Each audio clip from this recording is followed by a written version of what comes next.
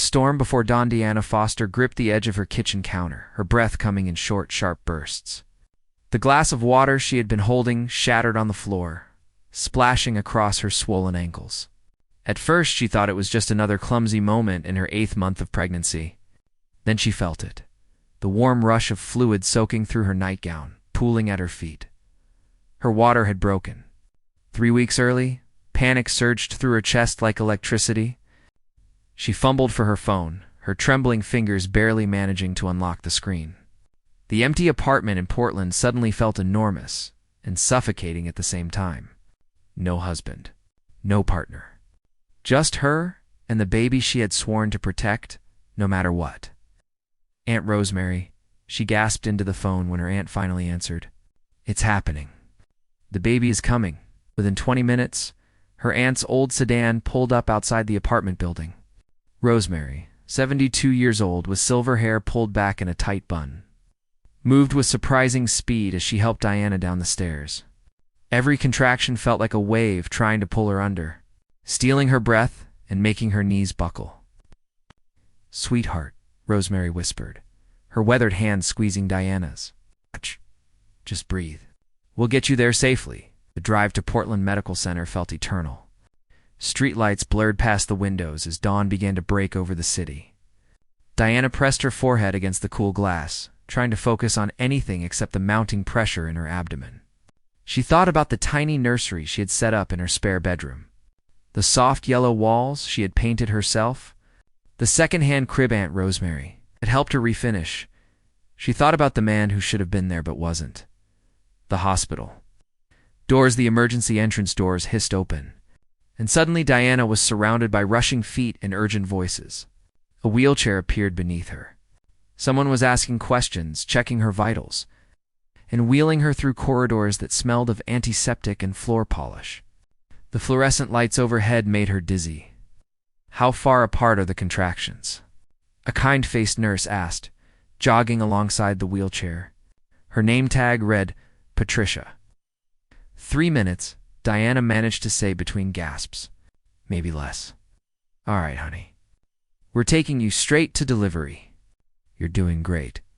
But Diana didn't feel great. She felt terrified. Alone. The father of her child had made it clear 7 months ago that he wanted nothing to do with this baby. He had called it a mistake, an accident that would ruin his carefully planned career. Those words still burned in her memory like acid. The delivery room doors swung open. The medical team moved with practiced efficiency, transferring her to the bed, hooking up monitors, adjusting lights. The steady beep of the fetal heart monitor filled the room, quick and strong. Her baby's heartbeat. Her son. "The attending physician is on his way," Patricia said, smoothing Diana's hair back from her sweaty forehead. "Just hold on a little longer." Diana nodded, her eyes squeezed shut against another contraction.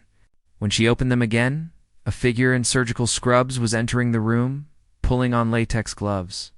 He turned toward her, and their eyes met. Time stopped. Dr. James Thornton stood frozen in the doorway, his face going pale beneath his surgical cap. The gloves hung loose on his hands. For 3 heartbeats, neither of them moved. Neither of them breathed. "No," Diana whispered, shaking her head. "No, no, no." Ghosts in the delivery room. James's mouth opened, but no words came out. His dark eyes, the ones she had once loved more than anything, were wide with shock and something else. Guilt, maybe. Or fear, Diana, he finally managed, his voice hoarse. "Get out!" Diana's scream cut through the sterile air. "Get him out of here. I don't want him touching me. I don't want him anywhere near my baby." Patricia stepped between them, her hands raised. "Miss Foster, please try to stay calm. Your blood pressure is already elevated. I don't care." Tears streamed down Diana's face. "Call another doctor." "Anyone but him." James took a step forward, then stopped, his jaw tight. "Diana, I know you hate me. I know I don't deserve to be here. But right now, your baby needs medical care. And I'm the only obstetrician available. Dr. Henderson is in emergency surgery, and Dr. Walsh is delivering twins on the 4th floor. "I don't care," Diana sobbed. Another contraction tearing through her. I carried this baby for 8 months alone.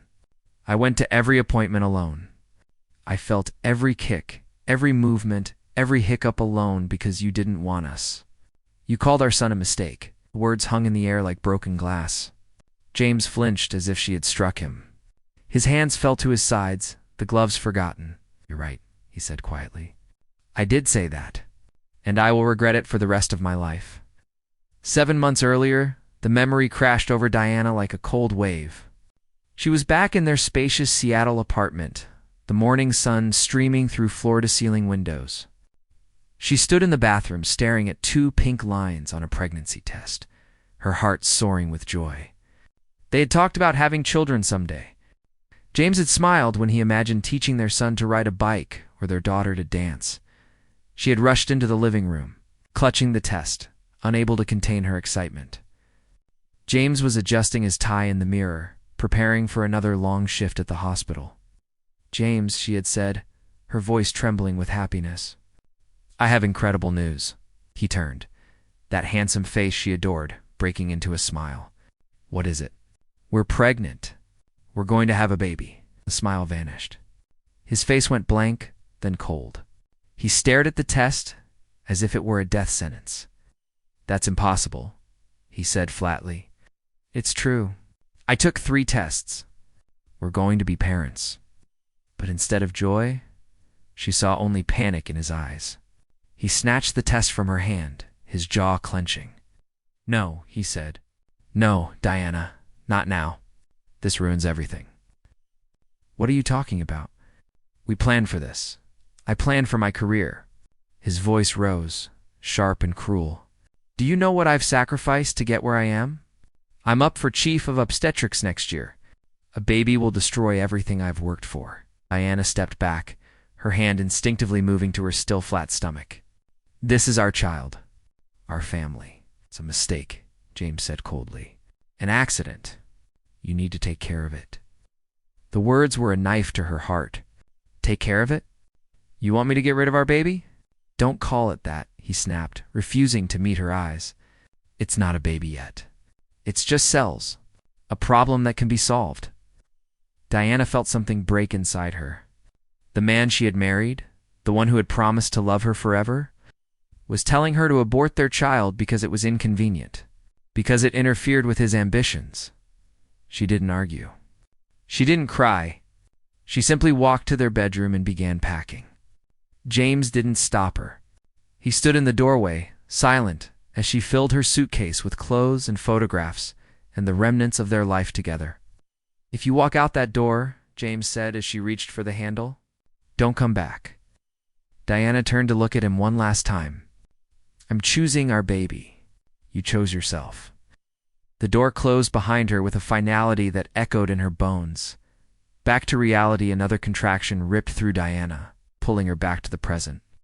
The monitor beside her bed was beeping faster, more urgently. Patricia's face tightened as she checked the readings.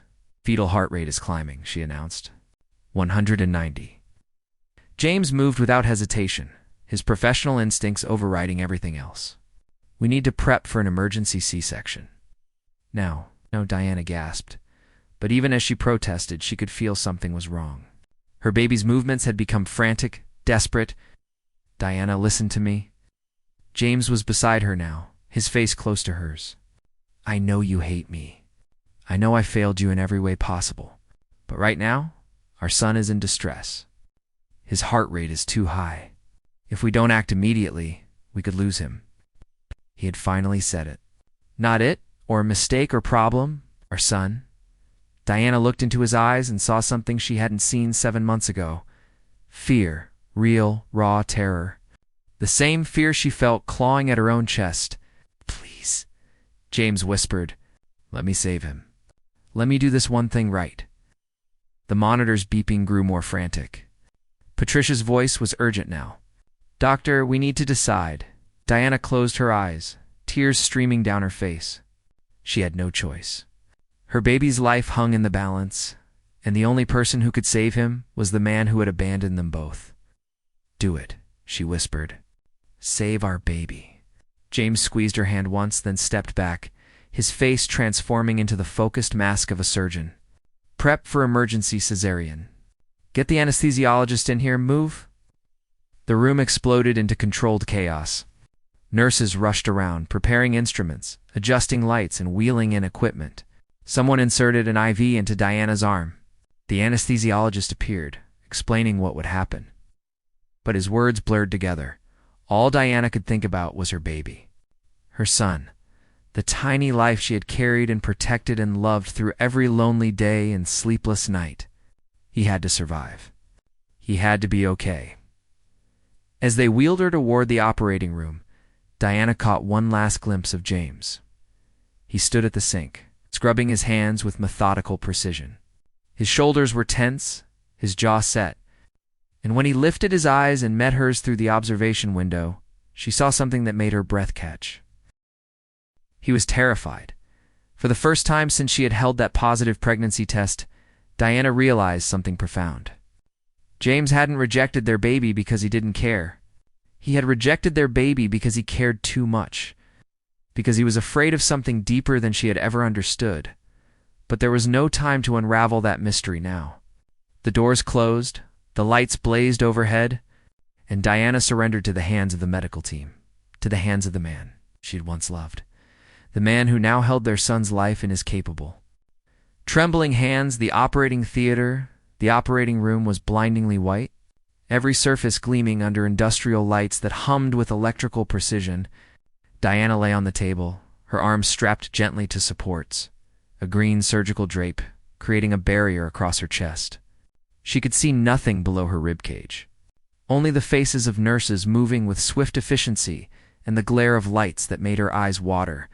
The anesthesiologist, a soft-spoken woman named Dr. Patel, leaned close to her ear. "You'll feel pressure but no pain. Try to stay calm and breathe normally. We're right here with you." Diana nodded, though her heart hammered against her ribs like a trapped bird. The medication flowing through her made her limbs feel heavy and distant, as if they belonged to someone else. But her mind remained sharp, alert. Flooded with fear and something else she couldn't quite name, James appeared at the head of the table. Fully gowned and masked now. Only his eyes were visible. Those dark eyes that had once looked at her with love, then with coldness, and now with an intensity that made her chest tighten. "Diana," he said, his voice muffled by the surgical mask but still recognizable. "I need you to trust me for the next 20 minutes. Can you do that?" She wanted to say no. She wanted to scream that trust was something he had destroyed, something that couldn't be rebuilt in an emergency room with bright lights and beeping machines. But when she opened her mouth, different words emerged. "Save him," she whispered. "Whatever happens to me, save our baby." James's eyes glistened. He reached out as if to touch her face, then stopped himself, his gloved hand hovering in the air before falling back to his side. "I'm going to save both of you. That's a promise." He moved around the drape, disappearing from her view. Diana stared at the ceiling tiles, counting them to keep from spiraling into panic. 1, 2, 3, 4. The monitor beside her continued its frantic beeping, her baby's heartbeat racing far too fast. "Scalpel." James's voice came from behind the drape, crisp and professional. The sound that followed was subtle, almost delicate. But Diana felt the pressure Dr. Patel had warned her about. Someone was cutting into her body. James was cutting into her body. The man who had told her to get rid of this pregnancy was now fighting to bring their child safely into the world. Secrets beneath the surface retractor. "Suction here. Careful with the bladder." Patricia stood beside Diana's head, one hand resting gently on her shoulder. "You're doing beautifully," the nurse whispered. "Just a few more minutes." But those minutes stretched like hours. Diana could hear the controlled urgency in James's voice, the slight tension that told her something wasn't going as smoothly as it should. Her imagination filled with horrors, images of her baby in distress, of something going terribly wrong. "Talk to me," Diana gasped. "Tell me what's happening, please." There was a pause. Then James's voice, steady but strained. "The umbilical cord is wrapped around his neck. I need to work carefully. Diana's world tilted. Is he okay? Is he breathing? Not yet. But he will be. Patricia, monitor those stats. I need complete focus here. The room fell into tense silence, broken only by the beep of monitors and the quiet exchange of surgical instruments. Diana closed her eyes, praying to a god she wasn't sure she believed in anymore. Please, please, please. Then, cutting through her silent prayers, James spoke again. But this time his voice was different, raw with emotion. I was 8 years old, he said quietly, his hands still working behind the drape. When my mother went into labor with my little sister, Diana's eyes snapped open. Why was he telling her this now, in the middle of surgery? My father was an obstetrician, just like me, James continued, his voice tight. He delivered babies for a living, saved lives every day. When my mother went into labor, he insisted on being in the delivery room. He wanted to be there for the birth of his daughter. Diana heard the catch in his voice, the tremor he was trying to suppress. Something went wrong. Placental abruption. Massive hemorrhaging. My father did everything right, everything by the book, but it wasn't enough. We lost my mother on the table. And my sister, she didn't survive either. The words fell like stones into water, creating ripples that spread through the room. Patricia's hand tightened on Diana's shoulder. I watched my father destroy himself after that, James said. He blamed himself for not seeing the signs earlier, for not acting faster. He spiraled into depression, started drinking, eventually lost his medical license. I grew up watching him die slowly, killed by guilt and grief. Diana's tears slipped sideways into her hair. She understood now the weight James had carried, the fear that had driven his cruelty. When you told me you were pregnant, James's voice cracked. All I could see was that delivery room. All I could hear was my father's screams when they told him my mother was gone. I convinced myself that if I walked away, if I didn't let myself love you or the baby, then I wouldn't have to face that kind of loss. I wouldn't have to watch someone I loved die because I failed them. James, Diana whispered. I was wrong, he said firmly. I was a coward. I chose fear over love, and I abandoned you when you needed me most. But Diana, I swear on everything I am, I will not let history repeat itself. I will bring our son into this world safely. The first cry, something shifted behind the drape. James's movements became more deliberate, more careful. Almost there. Suction. Good. Now, gently. Diana held her breath, her entire world narrowing to this single moment. Everything she had endured, every lonely night, every tear, every moment of doubt, it all led here. Come on, little one, James murmured. Come on, breathe for me. Silence. Terrible, suffocating silence. Then, piercing through the stillness, like a trumpet blast, came a cry. Loud, indignant, absolutely perfect. It's a boy, James announced, his voice breaking with emotion. You have a son, Diana. He's perfect. The tears came in torrents now, hot and unstoppable.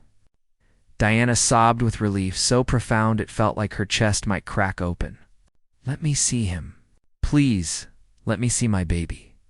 James appeared beside her, and in his arms was a tiny, squalling infant, pink and wrinkled, and absolutely beautiful. His eyes were squeezed shut, his mouth open in protest at being thrust into this bright, cold world. Hello, sweetheart, Diana whispered, her voice shaking.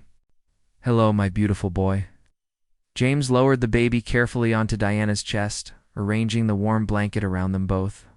The instant the infant felt his mother's skin, his crying softened.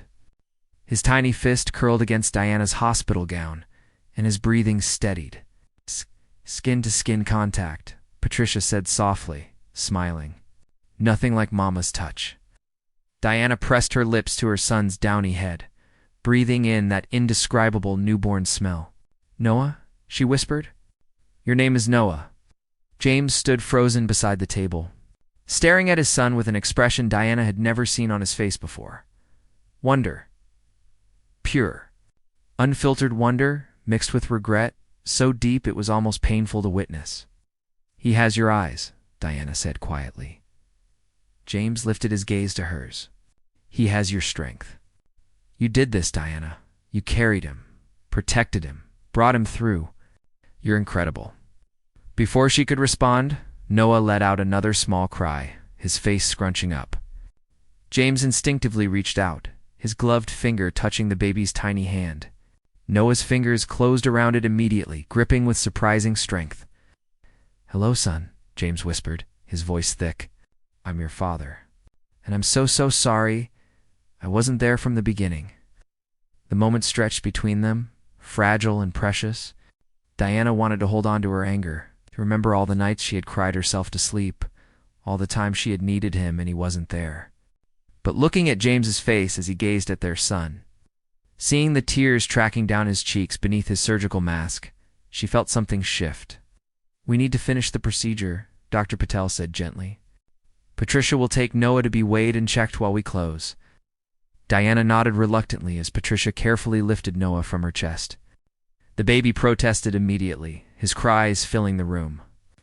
"I'll be right here with him," Patricia promised. "You'll have him back before you know it." As the nurse carried Noah to the warming station across the room, Diana watched James return to complete the surgery. His hands moved with practiced skill, suturing layers of tissue. But she noticed the slight tremor in his fingers, the way he paused occasionally to glance toward where Noah lay under the heat lamp. 7 pounds, 4 ounces, Patricia called out. 20 inches long? Perfect APGAR scores. Of course he's perfect, Diana murmured. He's been perfect from the moment I knew he existed. The surgery concluded without complications. As the surgical team began removing equipment and cleaning up, James came back to Diana's side. He had pulled down his mask, and she could see his face properly now, exhausted and tear-stained and filled with emotion. "Thank you," Diana said quietly. "You kept your promise. You saved him." James shook his head. "You saved him, Diana. You fought for him when I was too much of a coward to fight alongside you. You carried him through everything alone, because I failed you." Paused, his voice dropping to barely above a whisper. "Can you ever forgive me?" Diana looked away, her heart a complicated tangle of emotions. "I don't know," she admitted. "You hurt me, James. You hurt us. You can't erase that with one surgery, no matter how successful." "I know," he said. "I'm not asking you to forget. I'm not even asking you to take me back. I just want a chance to be the father Noah deserves. To prove that I can be the man I should have been all along."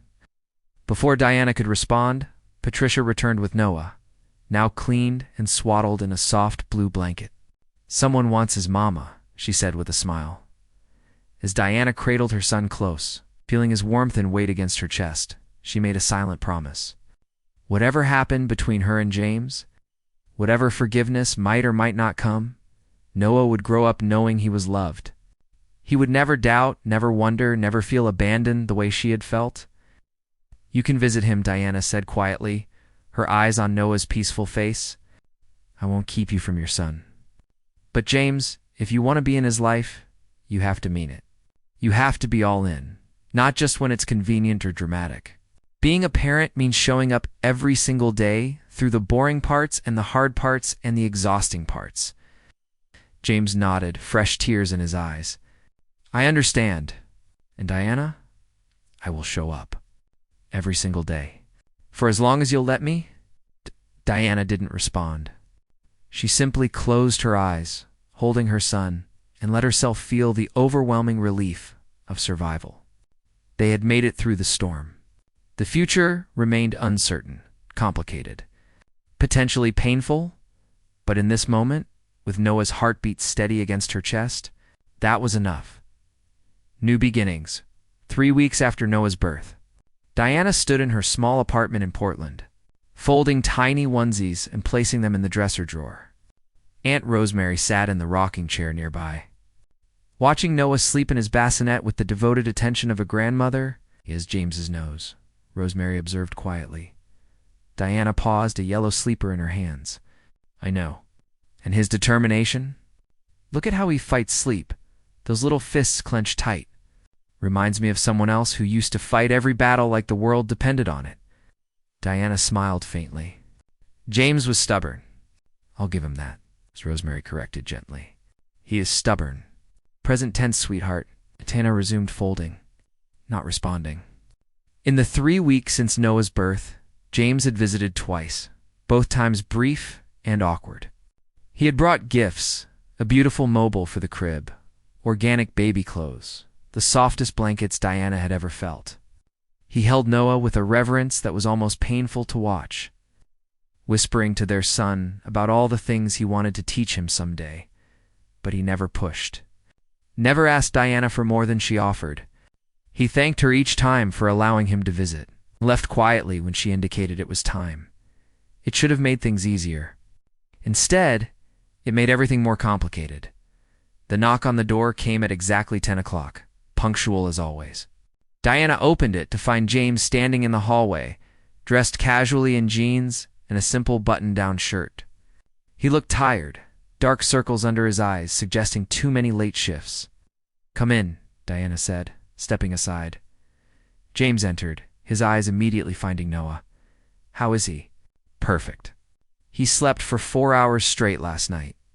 I almost woke him up to make sure he was breathing." James smiled, the expression transforming his face. "That's normal. I did the same thing during my pediatrics rotation. Stood over the nursery cribs just watching them breathe." He moved to the bassinet, peering down at Noah with that same look of wonder he had worn in the delivery room.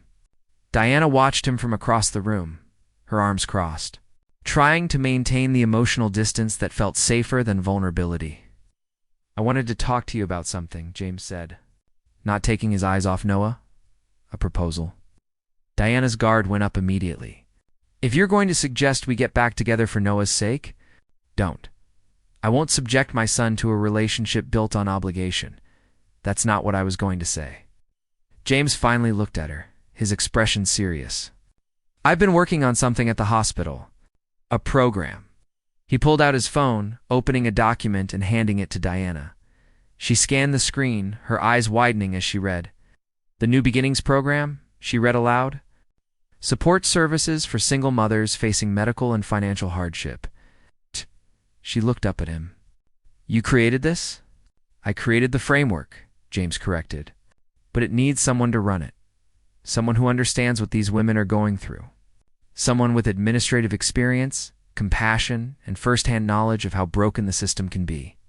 Diana's heart began to race. "James, what are you asking?" "I'm asking you to be the program director. Full salary, benefits, childcare included. We've secured funding from several donors who believe in the mission. You'd have an office at the hospital, a small staff, and complete autonomy to build it however you see fit." Diana stared at him, speechless. "You're offering me a job?" "I'm offering you a purpose," James said quietly. "I watched you fight for Noah when you had nothing, when everyone, including me, had abandoned you. You have a strength that can't be taught. Diana, these women need someone who's been where they are, who understands their fear and their determination." Diana shook her head, her mind reeling. "This is crazy. I haven't worked in almost a year. I don't have any experience in nonprofit management. You managed marketing campaigns for a major firm in Seattle. You coordinated events, handled budgets, dealt with difficult clients. The skills transfer." James stepped closer, his voice earnest. "I'm not doing this to manipulate you or to buy my way back into your life. I'm doing this because you're the right person for the job, because you deserve a chance to rebuild your career while helping others." Aunt Rosemary cleared her throat from the rocking chair. "Sweetheart, maybe you should at least consider it." "Wait." Diana turned to her aunt. "You think I should do this?" "I think," Rosemary said carefully, "that you've been treading water since Noah was born. You love being a mother, but I see the restlessness in you. The woman who used to strategize campaigns and negotiate contracts is still in there. Maybe it's time to let her out again." Diana looked down at the phone in her hands, reading through the program details. Housing assistance for pregnant women facing homelessness. Free prenatal care. Job training programs. Child care services. Mental health counseling. It was comprehensive, thoughtful, exactly the kind of support she wished had existed when she needed it most. "What's the catch?" she asked James suspiciously. "No catch. You'd report to the hospital's community outreach board, not to me." We'd see each other at staff meetings occasionally, but your work and my work wouldn't overlap much. He paused. I want to do this right, Diana. I want to support you without controlling you. And yes, selfishly, I want Noah to grow up seeing his mother do meaningful work. I want him to be proud of both his parents. Trust rebuilt slowly, Diana accepted the position 2 weeks later, moving into a modest apartment closer to Portland Medical Center. The program office was small, but functional, with windows overlooking a courtyard garden. Her assistant, a recent college graduate named Jennifer, reminded Diana of her younger self. Idealistic and energetic. The first woman they helped was a 19-year-old named Rachel, 7 months pregnant and living in her car after her family kicked her out. Diana met her in the hospital emergency room, where Rachel had come seeking prenatal vitamins she couldn't afford. I don't need charity, Rachel said defensively, her arms wrapped protectively around her belly. Diana sat down beside her. It's not charity. It's support. There's a difference. She pulled out a folder. We can offer you temporary housing, help you finish your GED, connect you with job training programs. You'd have a case manager, free medical care through delivery, and childcare assistance when you're ready to work. Rachel's tough exterior cracked. Why would you do all that for me? Because 8 months ago I was in my car too, Diana said honestly. Alone, pregnant, terrified. I got lucky because I had family who could help. Not everyone has that, but everyone deserves a chance. Rachel cried then, and Diana held her, thinking about all the nights she had cried alone in her aunt's spare bedroom. 3 weeks later, Rachel moved into one of the program's transitional apartments.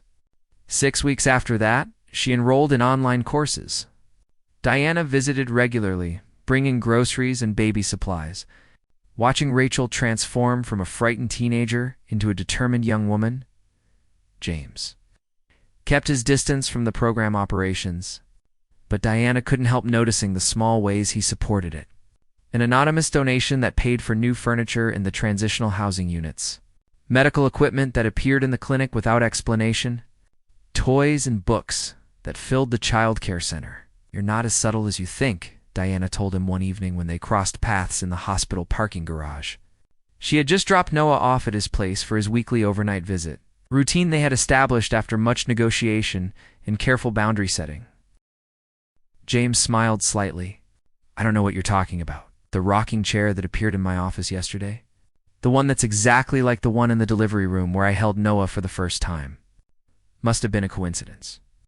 Diana shook her head, but she was smiling. Thank you. For everything you're doing, even the things you pretend you're not doing, you're welcome. James shifted his weight, looking uncertain. How is it really? The job? Are you happy? Diana considered the question seriously. I'm challenged. I'm exhausted. I'm making half what I used to make in Seattle. And yes, I'm happy. Or at least I'm finding my way back to happiness. Good. That's all I wanted. They stood in awkward silence for a moment, the concrete pillars of the parking garage creating shadows between them. Finally, Diana spoke again. He asks for you, you know. When you're not around? He doesn't have words yet, obviously, but he looks toward the door like he's waiting for you to walk in. James's expression softened. Really? Really? You're becoming important to him. So please, James, don't disappear. Don't let him down. Oh, James said fiercely. Diana, I swear to you, I will never abandon him again. Or you. Diana wanted to believe him. Parts of her did believe him. But trust was like bone. It could heal after being broken. But it was never quite the same. 6 months later, the Portland Medical Center auditorium was packed with donors, medical professionals, and community leaders. Diana stood backstage, smoothing down her navy dress, her heart racing with nerves. Aunt Rosemary sat in the third row, holding Noah, who was now 9 months old and fascinated by everything around him. You're going to be amazing, Jennifer whispered, straightening Diana's microphone. I hate public speaking, Diana muttered. Then pretend you're talking to Rachel, or to any of the 100 women you've helped over the past 6 months. You're not giving a speech. You're telling their stories. The MC's voice boomed through the speakers. Ladies and gentlemen, please welcome the director of the New Beginnings program, Diana Foster. Diana walked onto the stage, the spotlight momentarily blinding her. As her eyes adjusted, she found Noah in the crowd, his chubby hands clapping together in approximation of applause. Beside Aunt Rosemary sat James, and the look on his face nearly undid her composure. Pride. Pure, uncomplicated pride.